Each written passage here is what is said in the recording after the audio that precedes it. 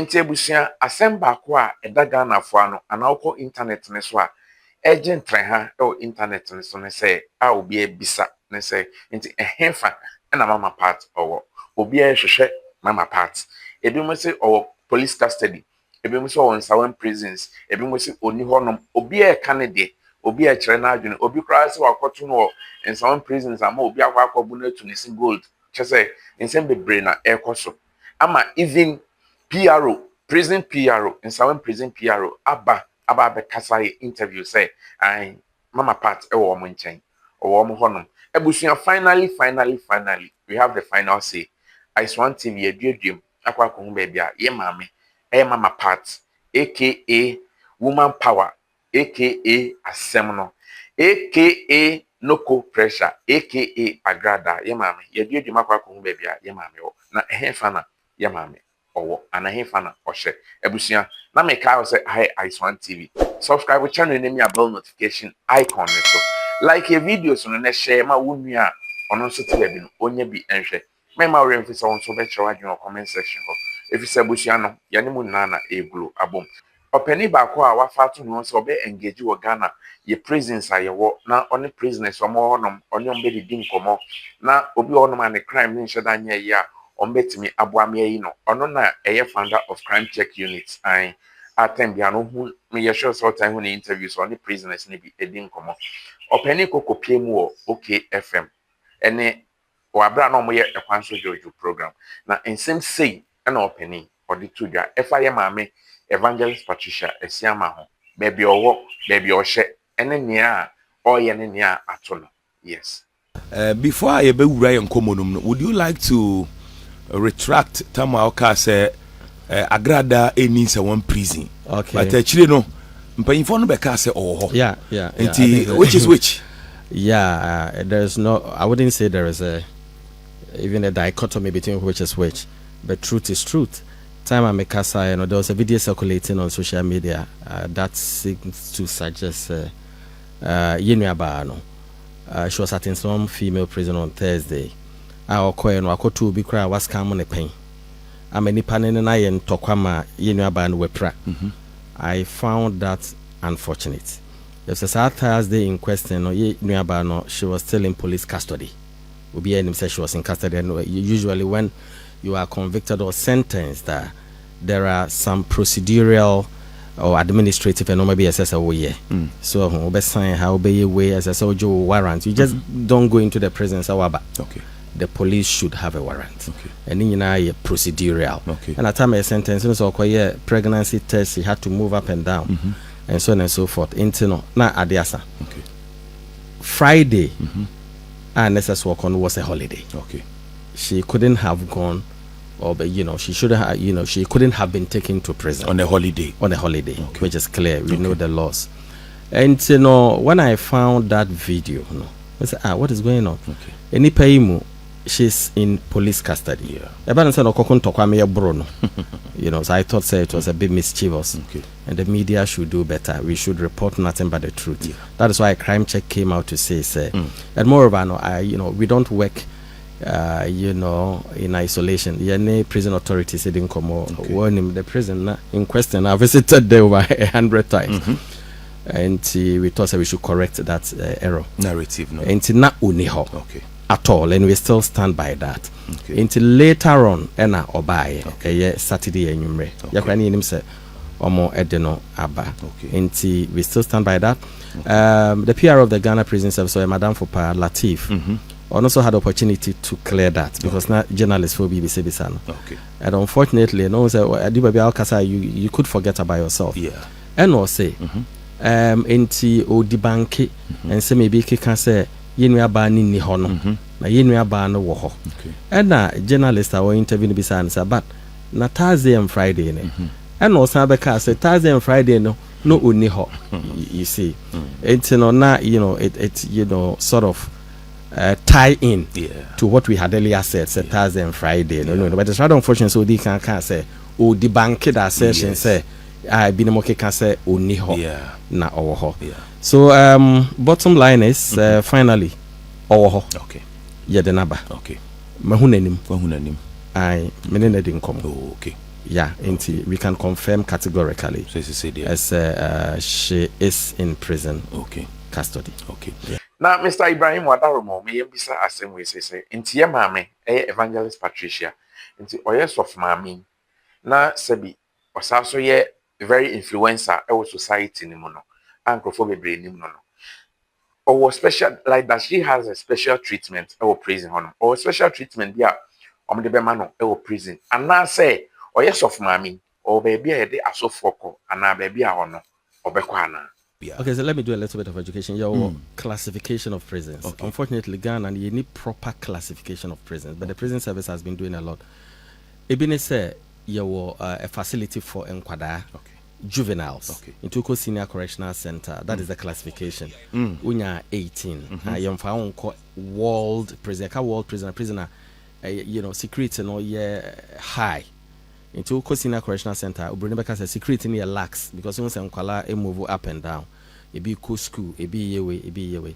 Now, we even have a prison for omo yare contagious disease. Okay.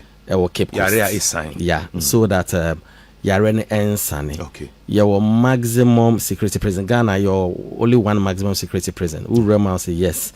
Nadia will be Roman. Ohona yunu atai. Yakoshra no hopen, you know that.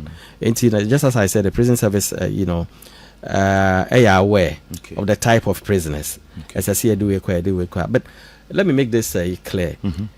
Okay, say, or you're reverend, whether or a reverend or not, I know you're immaterial. Okay. If a judge says, young foul, your sentence to Nsawam, you go to Nsawam. But who runs Nsawam? The prison service will assess the security risk. All right. By assess, psychologically as well. Okay. Say, nipa we, say, be creative problems are more. It is within the power of the prison service. Say, once you leave the court and you have a valid warrant, when you're prison, the prison service decides what to do. I know doesn't mean say flout to the rules of the court. Okay. But a hon wako show mase. Na a few raff. Yes. Kita fie ne safwa. Chire dan obedem. Chire dan obedem. Okay. But okofofra, you are not immediately thrust into the main yard. Okay. Prison service almost psychologist. Okay. They will take you through what you should expect. Yeah. They right now we treat crime as a sort of therapy. In Tombe engage you. The weight of the sentence now they will be back for 30 years, will be back for 50 years. So in Tenomo be didn't come on best study on her no maybe answer no who says ye do koha. And now says ye do koha. Okay. Because I do qua ye do quite biana a problem for you. Okay. So no, it is the responsibility of the prison service to decide on where to maybe assess ye do ko. In Tiabusia and my host no SBSA Mr. Ibrahim say Sene Nana Agradaa ositi. So Yamame is very loud. Our gun house is very loud. Our internet and so. Anchrophobia brain and I used to say Wakasetia and penphobia. Why Nema and San Fatati and Pabibrium. Ama and Nam Sokrama and Chebiano. Your recent video de Browno. Mr. Siama Agradaa husband. The Achopan and answering money na ebe book to you the Achopa Kesiepa Ebrem.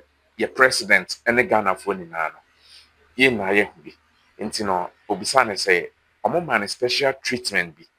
Ewo, a honum, and I say, the Nico can, more honey now.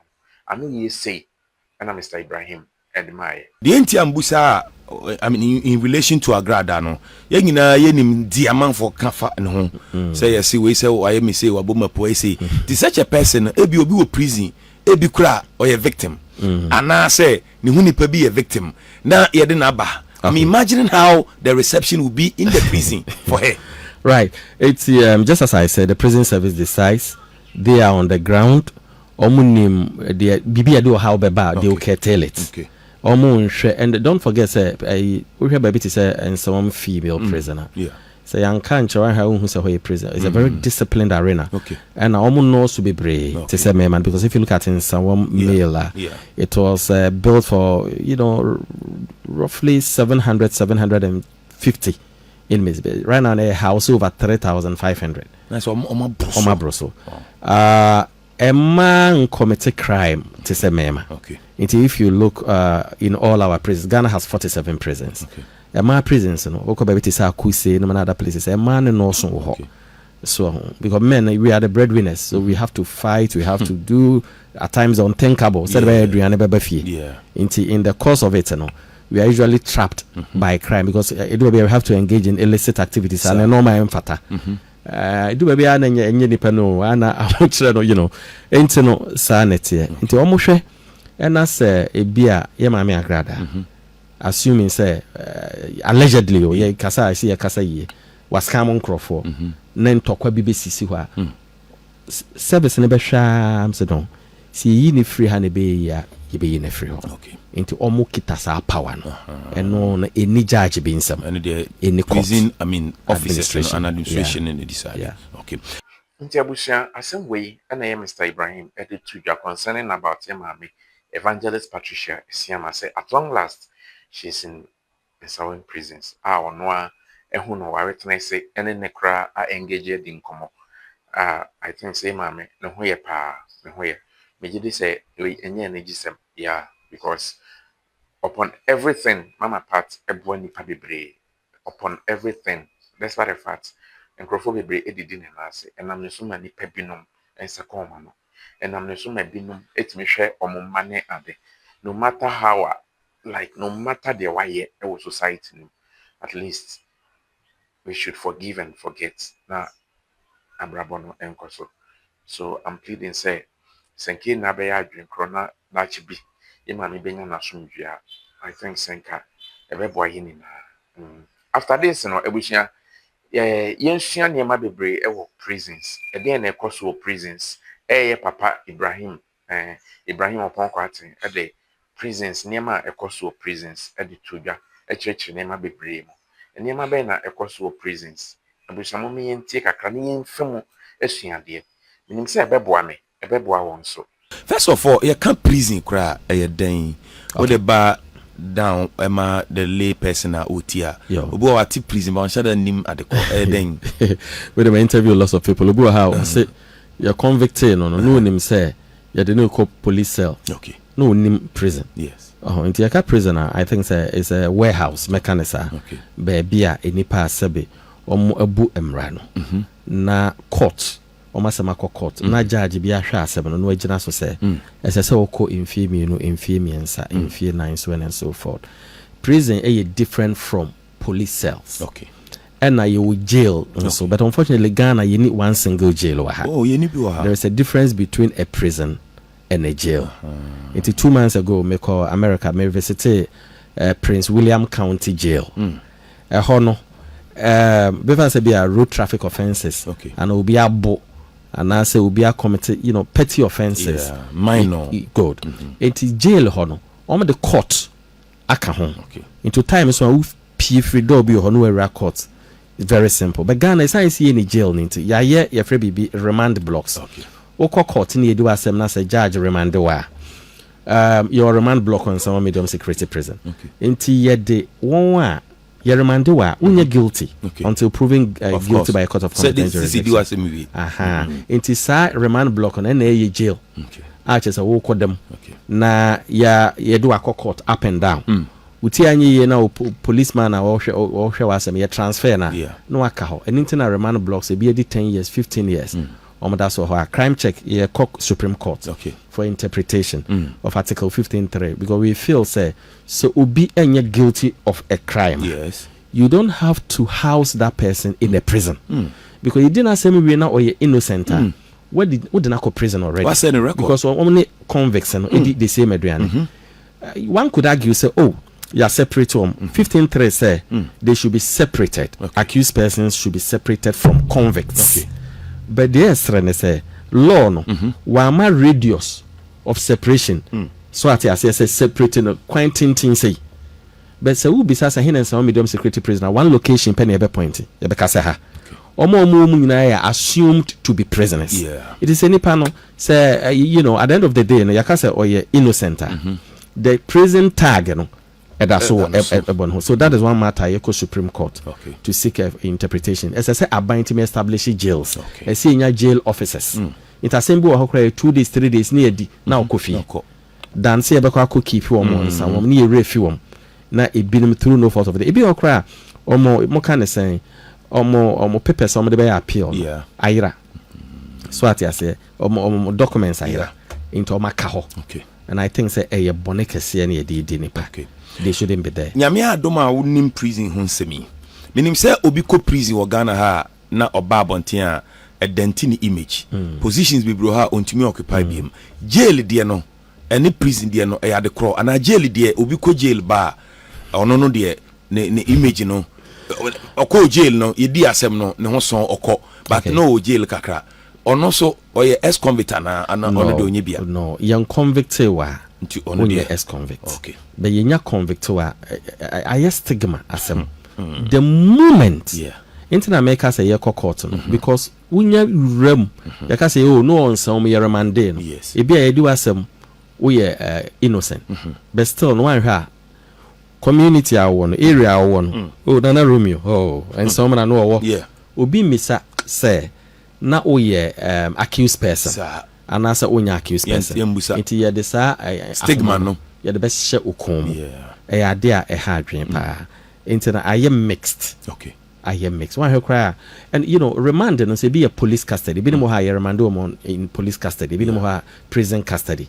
Police custody in India and Crawford so only police for na fahin kwese. But prison custody in India. Unya ko how higher before say. Why hire the stigma na beswa. Wow. Obi bebusa say eye den na utimi nya asa kwanya we ya utimi any prisoners din komo etim de video I mean e babontin de camera si omo so. Obi baka senka eye a bit I mean private. Yeah. Eye ade anka enye easy. How were you able to get this? Yeah. As we speak I think say Madam Matilda Bafo wa baby will be America Senya Minshano during the tenure as Director General of Prisons. Okay.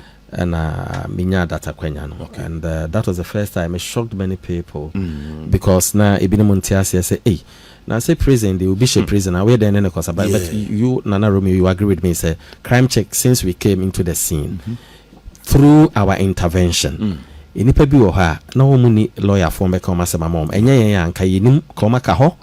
We've done lots of documentaries on the state of Ghana's prisons. Under our petty offenders project, and any Christian Achu, the late Christian Achu, I'm fan currency you released thousands of inmates under our petty offenders project. In Tinka Wine, and yet your cameras and wine and a back mom. Last week near war prison, you were female. And some female prison, you decided to say a cohort, Chanana Bibia Boom, and Kukon Kitana, the DJ's kitchen project. Crime check yako yiku sibia mawomo ya ye first face in a way eno ya femo ya de ato abonten said be ya enipa pii betima akọ na almost makobo Ghana Prison Service ye nyina nim say budgetary allocation to the Ghana Prison Service is once the 80 pesos you go so borderu ya borderu no ma pii with camera there has been lots of changes into camera no so they kwaya de bonia ena enye ubi wo ha no ko bad news so ati ase but ye crime check no ye ko ka omo ni bi asemo ma wo mo yetimi ye press conferences ye twe aban adwen gina eno ma bi so ye in line with modern prison reformation and rehabilitation. And we are not interested in the bad news per se. We are only interested in adia the prison service never kwa enimu adia ebema prisons are found in Tumapa efra adia yenia no ma omo ofiase obi free tatale o twam ena asema koto no obi anhu se owo ho na yetimi ne na kodi nkomo ne hu se akwai se ha no hye na na busuafo tima beboa no na lawyer fo tima beboa no eno ena ya adia ye focus yeah. Wow. Why and for how many years now? 10 years now. 10 years. Yeah. Over who will be bremo? They say that makoma na edin kakra. I shall say na easy. Just makoma edin but you know but adwuma bia wo ye cha you know who was one of your own unua no mo. I'm not saying say minis tema that's not what I'm saying. Yeah. But I've become used to it. Yes. As a doctor, why a surgery? Sanity. and miguso amebu nipa bebre last week near war Winneba local prison yi nipa sa nipa ne bu ha yi o ma uti o ma semwa o rebe ho akwa ba akokra de obi oso bi koton na ne den krampo obi nku akochi nkusie miensa na ode ama obi so nkoton ma na akraja no ana young guy ode yi kaka na kwa na koton nkusie no ediska no ode kusie no bi kra pepper soup enti akwa na okobi san se misika me akwa ni didi na tem na o man blow into blow back on them say man say almost 13 months one blow no ade a all kakran say police for no be na say nko mama no ne nkwan ne kra wi mama na no yi no last week, you know, because he try and fine usually no courts no e fine no but because most of them are from very poor homes, crime check goes in na yakobwa enye obi an ye ne keke ebi a wako sebe uko repu obi a usually fine in that also depending on the crime. It depends on the crime. In Ghana you need non-custodial law.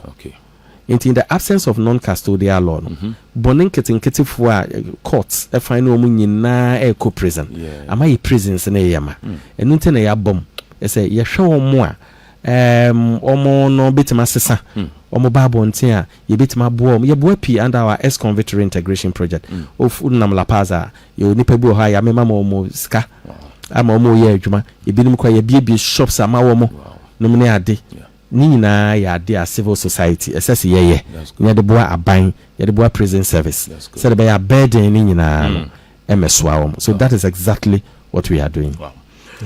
What's your obi story asunda camera obi who say you were crying? No sir, me hear from me edit here from man the person who say a strong man now people who are the one who should you know, and they are very emotional and no man be her very me nipa, don't forget about that. And there's been a lot in the past with ubebo and in any show no ba I am a hard drink. Out of the many, can you share one with us? Ubeka said throughout your I mean your interaction with them, that's our story in there. They be okay. NTAC was maximum security prison. Or Cape Coast. Papa be a friend Tete. An innocent man on a baby or drain on. And Nadam for be a friend Tenge. Okukumobi. And a police for no bono, and the police one say no. We think so when you other people there cannot cry. And yes, na a brona no ding. To him do to save his skin. Nana Romeo chum. No abun dios Nana Romeo kahon. To about 30 ding. Tete spent 37 years in prison. Menoka say ye no wapi. Now the first time I met this story, no, I wept. Now she will be papa or naming baby. I know thing. It been so hard. There's another story. Where the empacho before I quote another story no. I said Sebio or namni baby right and no bony ding. I say be you who say with him be shoddy police investigations. You know animal police for so more yejuma pa but you munyina and now more that skill that professionalism the be yejuma no. Inti now for say more prison munyina na edibon e binim ho I think say they shouldn't be there. We know. But police in be the docket police in the crowd to akuna baby. Ya transfer police in into new panaka prison home. It doesn't necessarily mean so or yeah bonnet. But omeda ya appeal. Unisika legal aid scheme across the country. Lawyers are moving about 40 across Ghana. So what do you expect? A country of almost 35 million. Into independent people home call your friend is a quarter. Omunya a for. I was handling a case recently. So we woman and I police for any bill ha a bill or no one a better statement amawa. What do you expect? What this is a or better something else. It usually could do quarter. No massa dada almost plead guilty judge in the bejao. When we didn't tell me yes sir.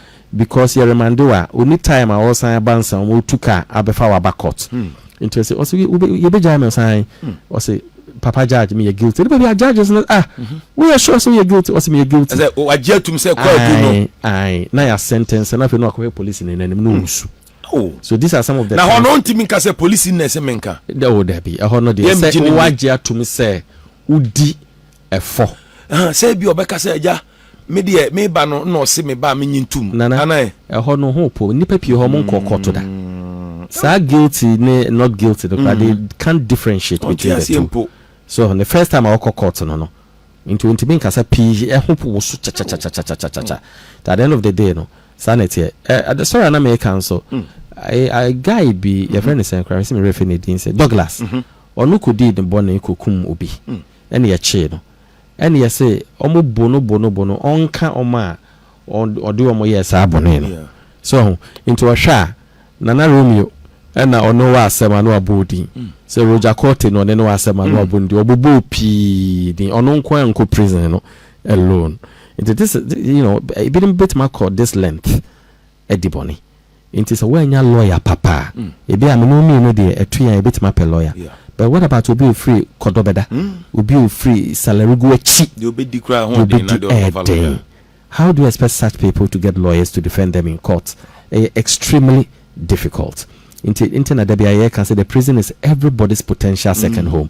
Into you no pie ba Jesus untinetene because e be adeno onyeye. Put yourself in their shoes. Usi wabo coat fefefe. No be there asema to so. Ni ama 20 years. Mo hebe fa wa dream.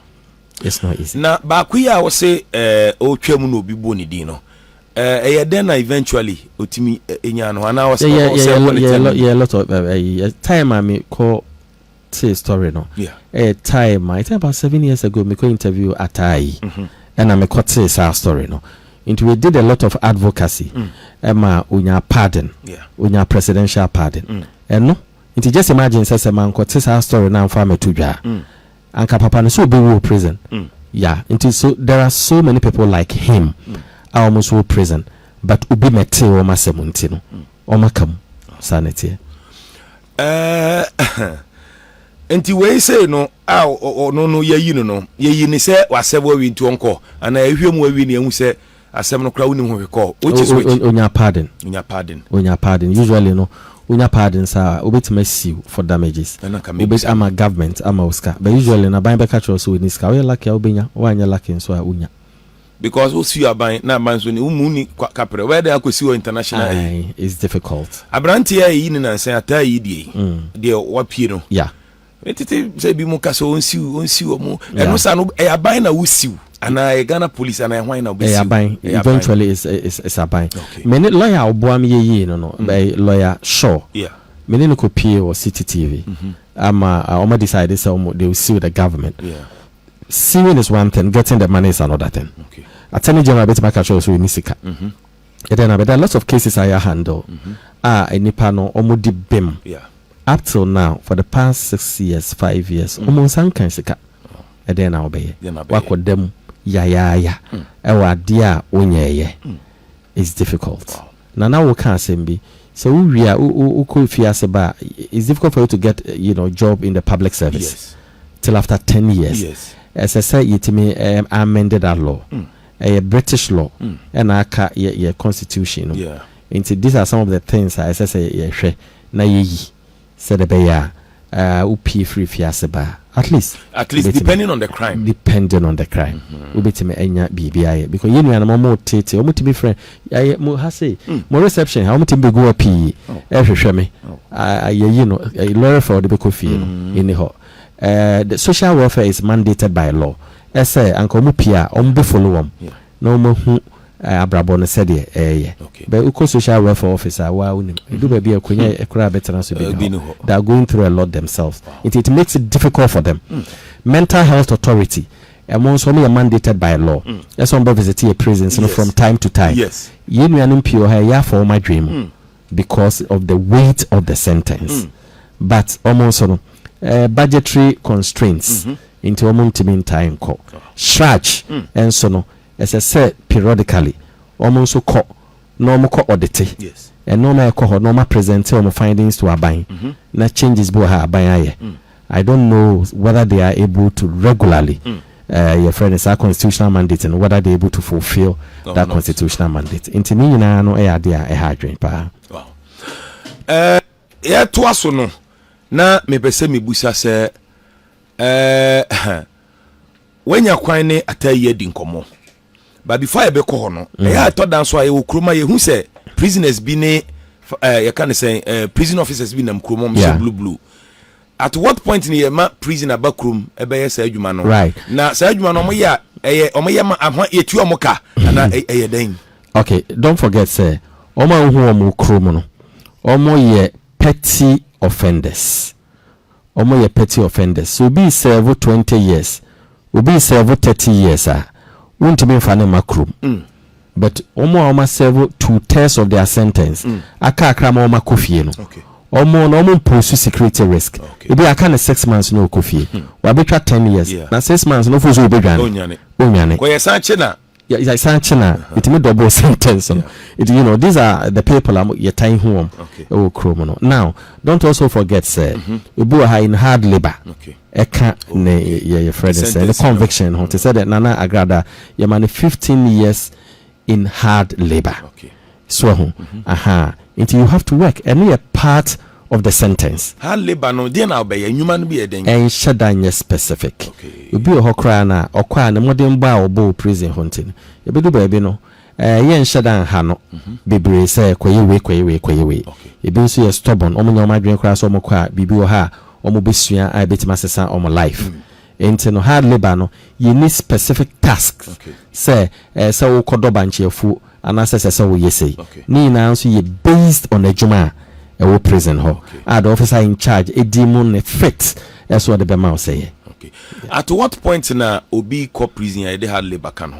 It depends on the the discretion of the judge. Obi hokra na ye di na asem no on show remorse bia asem fa no ho. So and I feel so judge no be heard the weight of evidence. So ohwa or say akwai SSO akwai adwuma sebe bia wadi nsemfo into no SSO hard labor no eka no ho ebi wo so a omfa hard labor ayibia enka ho into ni no within the purview of the judge on be decided. Okay. Yeah. Enipa bebre complain say a prisons no enkoyi. Now, Secretary say na the Church of Pentecost for Christ. No mu besio so mo so. In the Ashanti region. Is it working now? Yeah, but the point is that Ghana of 47 prisons. I think about 38 of the 47 Rebecca say relics of colonial administrations. Into most of the things you see, James Camp Prison, Oko Tamale, Nehoya, I say baby Omukipu, Mponko. These places weren't meant to be used as prisons, and they are converting to prisons. So, say, baby, Hana is a punishment sentence. So, I think, after all these years of independence, government has successive governments, and me add on a lot. They need to the prison institution. As I see, some physical infrastructure. As I see, BMU. As I say, skills training and any idea here pa o prisons and msada ba obi pie no na wo nsa no dwuma ebu ha oni adwuma nti no kobo okro no enti se yetimi aban yire no ho civil society enso yire no ho media fo mo nso mo yire mo ho na ye nyina ye ka ye nsa bom na ye se ye beboa ye prisons ne betima ba ye kra behwe se ba ya wo pia unquire burden. There are lots of people who Kofodia local prisoner. About 35% of the prison population are more makwaba. Me I make say my interview will be a wakwaba 5 times that. So you can imagine. Prison another thing we have to deal with the stigma. So we could prison PR near Trinity and Sour also. Forgetting Cebu okra nya bone and a dini pano ekoye. But ye better yensa so ni nyina no emaya na nipa ye almost almost feel comfortable anye bia no obi o hantu no asan kodi bone no asan akọ because ko prison how a community or how you feel on be bo ware anam kan say dami eni ade obitima sere kakra dance obeba fi na busuafo won na ma so we kronfo we ya intend obesan akọ baby o free by wow unkomo na da ma say yenya wa I say fried rice ti the way guso the way guso the bibia bi frefrem wenya kwan na ata ye di nkomo say the year 2005 and ye convicted no 160 years 164 wow na say we dey yesu beba no da so and maybe beba e beti meja no well the power of clemency and no president in the pet omampani excuse me onope